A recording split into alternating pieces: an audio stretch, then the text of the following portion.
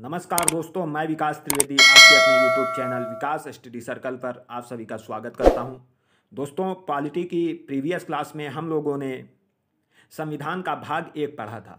दोस्तों, संविधान का भाग एक संघ एवं उसका राज्य क्षेत्र का वर्णन है। और दोस्तों, ये अगर अनुच्छेद की बात करें तो संघ एवं उसका राज्य क्षेत्र अनुच्छेद 1 से 4 तक वर्णित है। इसके बारे में हम लोगों ने पिछली क्लास में चर्चा की थी और उसके बाद हम लोगों ने राज्यों का पुनर्गठन कैसे हुआ था और भाषाई आधार पर बनने वाला पहला राज्य कौन सा था, इस पर भी चर्चा की थी और विस्तृत तरीके से जानकारी प्राप्त की थी। तो दोस्तों, उसी क्रम को आगे बढ़ाते हुए आज का हमारा टॉपिक है संविधान का भाग 2। और दोस्तों, आप जानते हैं कि संविधान के भाग 2 में नागरिकता का उल्लेख है और नागरिकता हमारी संविधान के अनुच्छेद 5 से 11 तक वर्णित है।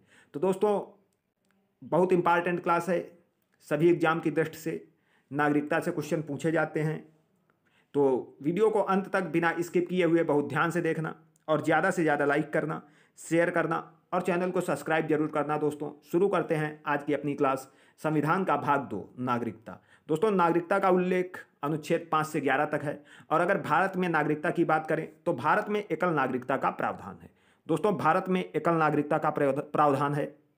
उसके बाद दोस्तों, अनुच्छेद 11 में ये वर्णित किया गया है कि भारतीय नागरिकता अधिनियम 1955 के द्वारा नागरिकता के अर्जन या निस्तारण की व्याख्या जो है वो अनुच्छेद 11 करता है। दोस्तों, भारतीय नागरिकता के अर्जन या निस्तारण की व्याख्या अनुच्छेद 11 करता है।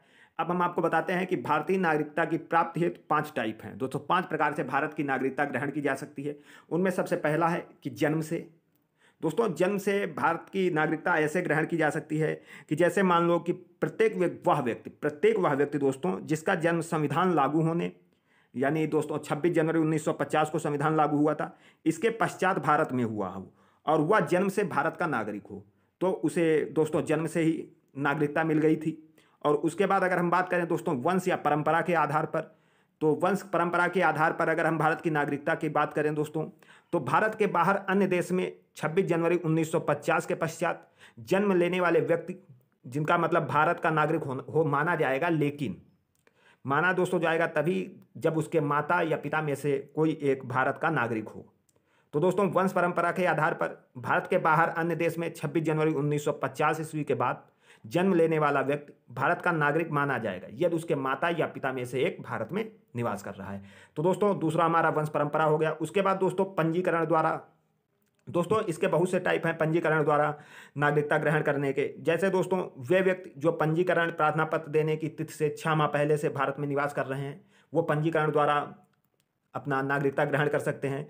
और अगर बात करें तो भारतीय नागरिकों के नाबालिग बच्चे दोस्तों और वे स्त्रियां जो भारतीयों से विवाह कर चुकी हैं या भविष्य में करेंगी, तो वो सभी दोस्तों नागरिकता ग्रहण कर सकती हैं। और उसके बाद अगर बात करें दोस्तों तो सभी राष्ट्रमंडलीय देशों के नागरिक जो भारत में रहते हैं या भारत सरकार की नौकरी कर रहे हैं, तो वो आवेदन पत्र देकर भारत की नागरिकता ग्रहण कर सकते हैं। तो पंजीकरण द्वारा ऐसे दोस्तों नागरिकता ग्रहण की जा सकती है। और अगर देशीकरण की बात करें दोस्तों, तो देशीकरण द्वारा भारत सरकार का प्रमाण पत्र प्राप्त करके नागरिकता प्राप्त की जा सकती है। भारत सरकार का प्रमाण पत्र प्राप्त करके नागरिकता प्राप्त की जा सकती है। और दोस्तों उसके बाद भूमि विस्तार द्वारा, अगर तो दोस्तों सबसे अच्छा यही है कि भूमि विस्तार द्वारा अगर भारत किसी क्षेत्र को दोस्तों शामिल करता है अपने एरिया में, तो उसमें निवास करने वाले सभी नागरिक भारत के नागरिक हो जाएंगे। तो इस तरीके से भूमि विस्तार द्वारा भी नागरिकता प्राप्त की जा सकती है। दोस्तों, उसके बाद हम देखते हैं कि भारतीय नागरिकता का अंत कैसे किया जा सकता है। तो दोस्तों, भारतीय नागरिकता के अंत की अगर बात करें तो 3 प्रकार से हो सकता है कि नागरिकता का परित्याग आप स्वयं कर दें, ऐसे हो सकता है किसी अन्य देश की नागरिकता स्वीकार कर लेने से, सरकार द्वारा नागरिकता छीनने पर। तो दोस्तों ये नागरिकता के 3 वो हैं और 3 तरीके से भारतीय नागरिकता का अंत किया जा सकता है। उसके बाद अब हम नागरिकता पर बनने वाले सभी महत्वपूर्ण प्रश्नों पर चर्चा करेंगे। तो दोस्तों बहुत ध्यान से देखना, ये प्रश्न सभी प्रीवियस की परीक्षाओं में पूछे गए हैं, तो इन प्रश्नों पर बहुत ध्यान से देखना। दोस्तों शुरू करते हैं कि नागरिकता संशोधन अधिनियम 2019 में किन देशों के हिंदू, बौद्ध, सिख, जैन, पारसी तथा ईसाई नागरिकों को भारत की नागरिकता प्रदान करने का प्रावधान है। तो दोस्तों 2019 के संविधान संशोधन अधिनियम द्वारा ये जो हिंदू, बौद्ध, सिख, जैन, पारसी तथा ईसाई नागरिकों को भारत की नागरिकता, तो पाकिस्तान, बांग्लादेश तथा अफगानिस्तान दोस्तों इन देशों के नागरिकों को नागरिकता प्रदान करने का प्रावधान किया गया है। उसके बाद दोस्तों अगला हमारा है कि लक्ष्मीमल सिंघवी लक्ष्मीमल सिंघवी समिति किससे संबंधित है? तो दोस्तों दोहरी नागरिकता से लक्ष्मीमल सिंघवी समिति संबंधित है। दोस्तों मोस्ट इंपॉर्टेंट है लक्ष्मीमल सिंघवी समिति। लक्ष्मीमल सिंघवी समिति दोहरी नागरिकता से संबंधित है। उसके बाद अगर हम बात करें दोस्तों कि भारतीय संविधान में एकल नागरिकता का प्रावधान है, अभी आपको हम बता चुके हैं कि भारतीय संविधान में एकल नागरिकता का प्रावधान है। तो दोस्तों ये एकल नागरिकता का प्रावधान जो है भारतीय संविधान में वो किस देश से लिया गया है? तो ब्रिटेन से। दोस्तों मोस्ट इंपॉर्टेंट ये भी क्वेश्चन है, बहुत ज़्यादा पूछा जाता है। उसके बाद दोस्तों भारतीय नागरिक की नागरिकता किस आधार पर समाप्त हो सकती है? हमने अभी आपको बताया कि 3 प्रकार से, परित्याग कर देने पर, पर्यावसन पर या वंचना के आधार पर। दोस्तों ये 3 तरीके हैं भारतीय नागरिकता को त्याग करने के। उसके बाद अगर हम बात करें अगले क्वेश्चन की दोस्तों, भारत से बाहर लगातार कितने वर्षों तक रहने पर भारतीय नागरिकता समाप्त कर दी जाएगी? तो दोस्तों 7 वर्ष तक भारत से बाहर रहने पर भारतीय नागरिकता समाप्त कर दी जाएगी।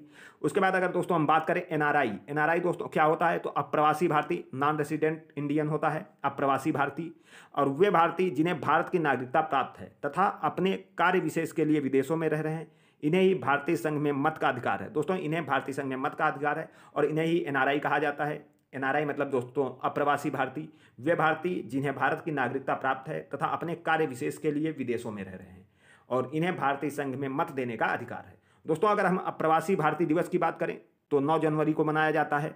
दोस्तों अप्रवासी भारतीय दिवस की बात करें तो 9 जनवरी को मनाया जाता है। और दोस्तों उसके बाद PIO, ये भी बहुत ज़्यादा पूछा जाता है कि पर्सन ऑफ इंडियन ओरिजिन। दोस्तों PIO का फुल फॉर्म होता है पर्सन ऑफ इंडियन ओरिजिन। और अगर OCI की बात करें तो ओवरसीज सिटीजन ऑफ इंडिया। दोस्तों overseas citizen of India OCI होता है और PIO person of Indian origin. तो दोस्तों उम्मीद करता हूँ ये वीडियो आपको अच्छा लगा होगा। अगर वीडियो अच्छा लगा है तो ज़्यादा से ज़्यादा लाइक करें, शेयर करें और चैनल को सब्सक्राइब जरूर करें। दोस्तों मिलते हैं अगली क्लास में भाग 3 मौलिक अधिकार के साथ। तब तक के लिए धन्यवाद। जय हिंद।